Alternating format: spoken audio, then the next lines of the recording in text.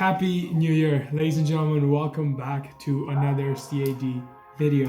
It has been 2 weeks. We know. We've been busy. We've been busy with some stuff behind the scenes. Obviously, there were festivals going on, and even though we don't celebrate Christmas, there was still stuff we were doing. So believe us, we tried our best. But 2021 has begun. We're looking to bigger, better things. We have a lot of ideas which we want to fulfill. And we're going to be starting off 2021 with a podcast with none other than Reem Taju. So, ladies and gentlemen, here we have Reem Taju, first special guest, episode 5, and we're starting off 2021 with a bang. So, Reem, would you like to tell us a little bit more about yourself for the people who don't know? Oh, don't do this to me. Ask me questions. I don't know how to introduce myself. I don't know, how old are you? What are you doing? Because not many people might know. So I'm Reem Taju and I'm 20 years old and I'm studying architecture and engineering. That's pretty much it.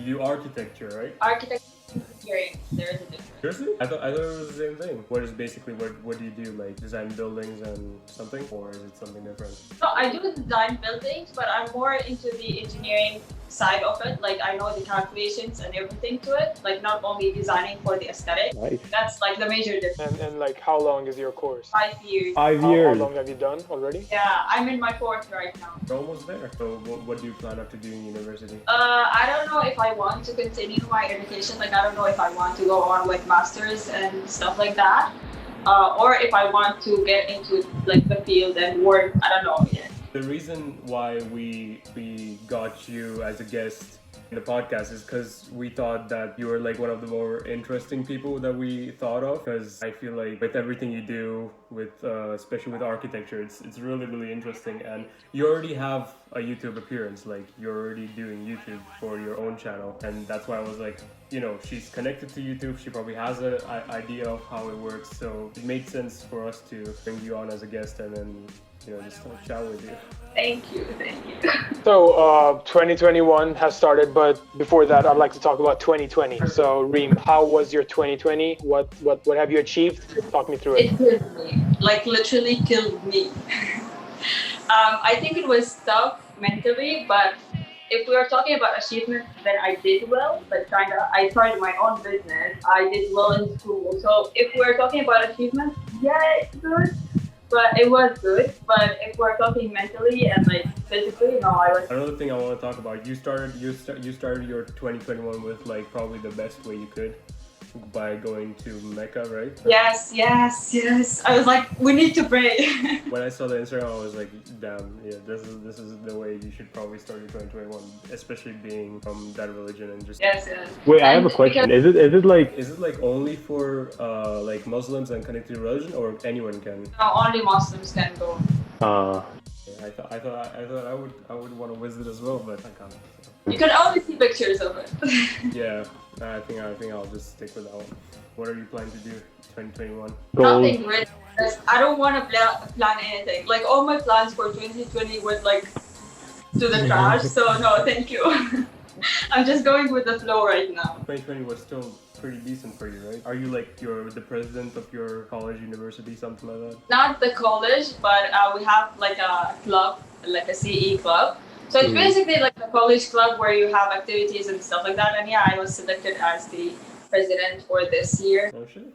That's the good part of 2020. Really good. I don't really even want to talk about my 2020 because it was just. I mean, it was fine, I guess. It was okay. How did you start 2021? It's quite embarrassing, but I mean, it wasn't nothing like going to the Mecca and praying or anything, but what a normal teenage 18-year-old would do. Parag had the same. I mean, he didn't really do typical stuff, but he's still there. It was different than most years, but I guess you do get adapted to it. I mean, I realized that I took a lot of things for granted.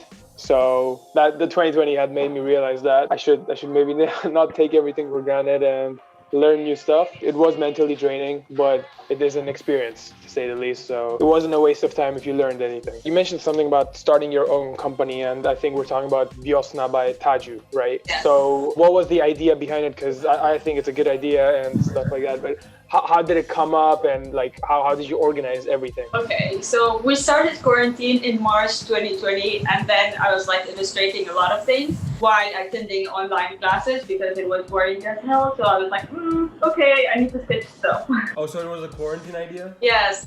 So I started sketching and illustrating ideas and stuff, and then I told my sister, look, I did this and that, and I'm thinking to paint a few clothes because I saw that on TikTok actually. So I was like very motivated to create something similar. And then my sister was like, okay, let's start this.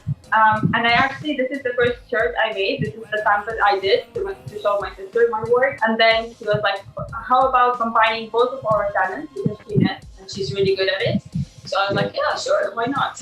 And we started Vyosna. The shirt looks great, by the way. How is that going for you? What are you planning to do with it now? So it's really hard to like work on Vyosna and doing school at the same time, and that's why like I stopped for a second. Like during my midterms and finals, I didn't do anything, and I focused more on school because for me and for my sister, school is our priority. When we find time, we do it, and we like we order stuff. But we hope that in the future we can like really manage our time and give more time to Vyosna and like release more collections.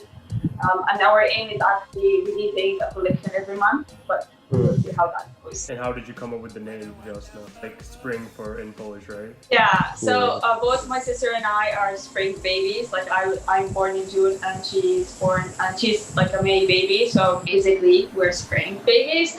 And then we didn't want to say it in Arabic because it sounds not nice.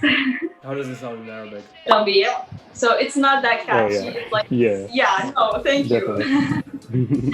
So we were like, okay, maybe in English, and then no, spring isn't that catchy as well. So we wanted something that would like really remind people where we spent most of our days and where we had the most fun. Like especially because I spent most of my teenage years in Poland, and my sister did too. So we were like, okay, we can do it in Polish. Why not? And how do you explain it to your Arabic companions of what it's like? Say that it's a Polish word and thank you. Oh. Like, they don't know the whole story. Nice. I thought this was like your long-term idea of like doing merch, but you're saying it was like a quarantine thing that just came up. Did it require a lot of planning of like how would you do the shipping, how would you print it, and like stuff like that? Well, currently we're only like shipping to Saudi provinces and like mainly my city where I live, but and in Poland too because my sister can like take some of the goods with her. But other than that, we haven't thought yet how we are going to do the shipping and stuff because we know that international shipping requires a lot of thinking and like the process is kind of tiring and we are both lazy. So it will take us a while till we figure out the international shipping. But yeah, other than that, I don't think it took that much of planning. Like what takes a lot of time is actually the illustration and how like we want to do each t-shirt and like where we are going to have it. Is it like in the middle of the t-shirt, like the size of the painting itself? Because I paint each t-shirt by myself. And this what requires most of like effort and time and all of that. But other than that, really, whenever we think about it, we just do it. Well, that's really interesting that you said that you literally paint your designs. And because normally when you do a clothing line, it's basically you go on to like a graphic design and then just go on with printing it, but it's really unique. I know Reem since a bit, so she draws quite well.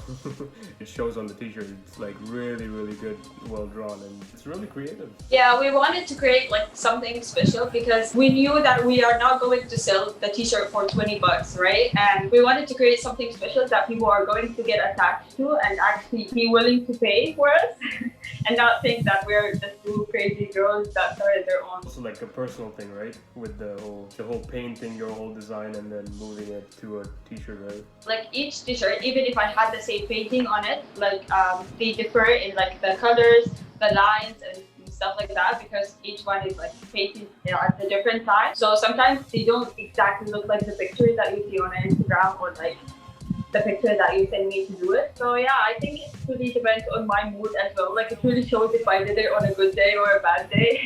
So hopefully people like it, like the people that review their t-shirts and make it things. I mean, another reason why you were such an interesting person to some people maybe is because you do a lot of things at once. With you have your school, you started your own company with your clothing line, and then you also do are the president of a club, and then you also have a YouTube channel as well that we would put in the description down below. You can check it out. But you do videos in English and in Arabic. I can't watch the videos in Arabic because I don't understand Arabic. What do you make? Vlogs? Can you give everyone an overview of what goes behind your YouTube? So basically, I started my YouTube because I'm someone who sits in her room and talks to herself a lot. And I'd be like creating those crazy scenarios, and like whenever I do something, even if I'm painting something, I'll be like, okay, so now we take that yellow color and do this. So yeah, I was like, why am I talking to myself? I could as well just start my own YouTube, right? And so that's why I started it. And then I do like the videos, I don't really have one specific category. I just do whatever I like and what I find fun to make and stuff. So yeah. You travel quite a lot and you vlog it all. Yes. But you don't see all the vlogs actually. I have so many vlogs that aren't there for the public because family members are camera shy and they don't want to go publicly. So yeah, some of the vlogs are just like there. It takes a lot of effort to like literally even edit all the videos and put it on, and then you can ask Chirag how much tirelessly he edits our videos. So I mean, Chirag can take your editing if you pay him, probably. Maybe we could think about that in the future. We'll see when I start working. You know, I'm a student right now. Asking about like these vlogs and stuff. Have you ever been like shy to film publicly? Because I've faced that challenge. I can't film myself publicly without some like embarrassment or like second thought. So have you ever like had problems with that, or at the beginning or somehow? Yes, all the time. Like seriously, every single time I just take my camera and I'm like starting filming. I think about every single person that's walking by me, and even though I know I'm like 100% sure that they are not even looking, I'd be like, what are they saying? What are they talking about? What are they thinking? But once I'm with my family, like I'm most comfortable when I'm surrounded with people that I'm like very comfortable with. And so I forget about everyone else and I just focus on the phone because I don't have my phone. So I just focus on myself and I look at myself and it's like, okay, start tapping. When I'm alone, if I'm filming something and I'm alone, then I'm very camera shy and I feel like everyone is looking at me and thinking that I'm crazy. It's quite crazy because when I see your videos, you seem pretty comfortable and confident with whatever you film with, so it's really, really cool. Behind the scenes, it's not like that. Yeah, I mean, it's with most people, so don't worry about it. I get nervous while doing stuff like this. So related to your YouTube channel, do you have any specific goals or something you want to do this year, or some I don't know, some sort of aspirations or something you want to do? Not really, because like for my YouTube channel, I don't think much about it. Like I just do it when I have time and when I'm feeling like it. But I don't really set goals for the channel or anything like that. Maybe after I graduate, because I would have hopefully more time. But right now, like as I say, school is my priority. So if I'm not doing school, then maybe I will do YouTube. But if I'm doing school, then no, I just forget about every other thing. Yeah, so it's more like a literally like something like a hobby for you. Like you do YouTube just for fun. It's not really like something you want to do like professionally, right? Yes, exactly. What about you guys? What are you thinking about YouTube? Just do it as a hobby, I guess. I mean, right now there's like a quarantine in Poland as well, so we have nothing to do. So we just started a YouTube channel just for fun. I mean, we also said on our last podcast that, you know, we just do it for fun.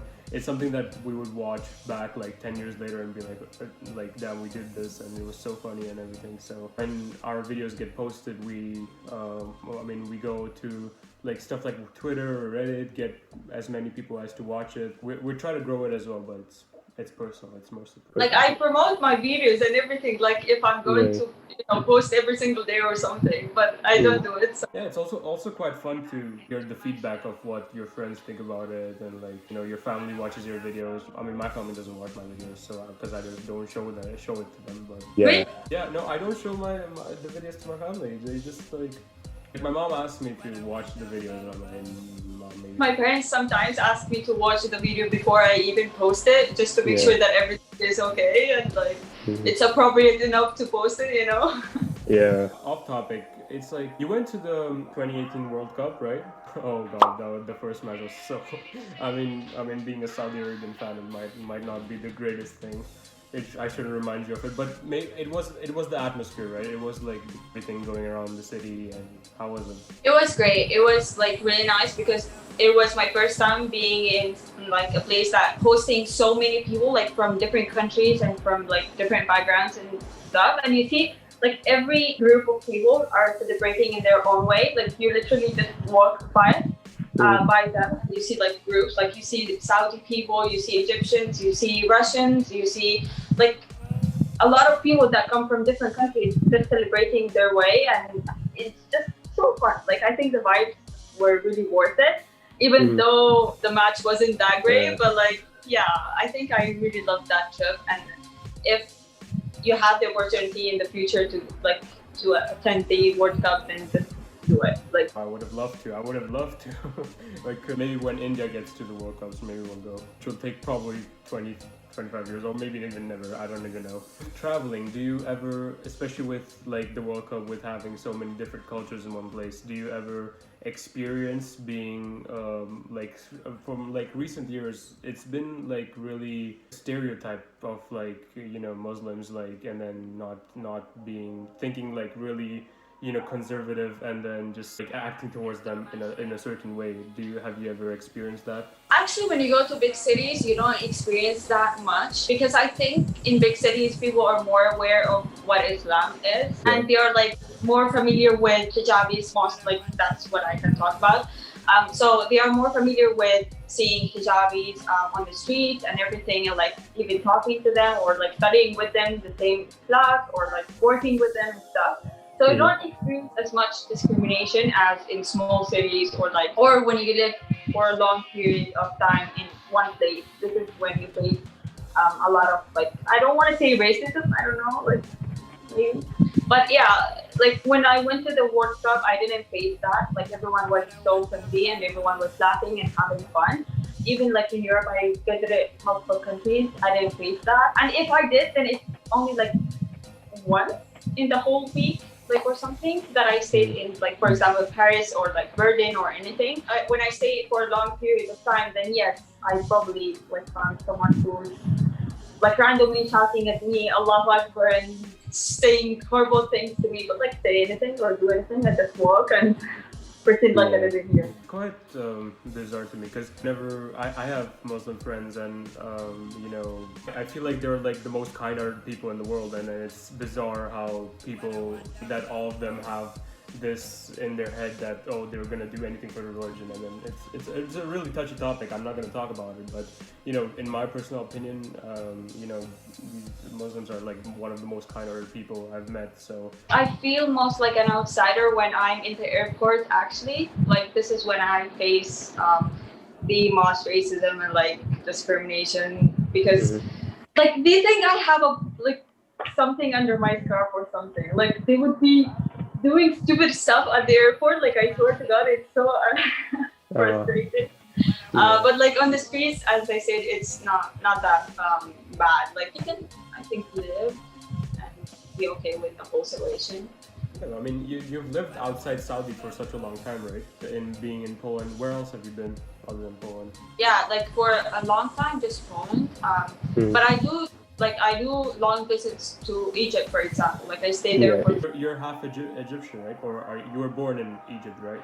Yes, I'm half Egyptian and I'm born in Egypt. Yes. Really cool combination, to be honest. It's like the same thing, but it's not the same thing, right? Yeah. You think it's the same because both of the countries are like Arab countries, but then there is a huge difference between like the dialect and the culture itself is so different. Do you ever like get into like a conflict between being Egyptian or being Saudi, like ever?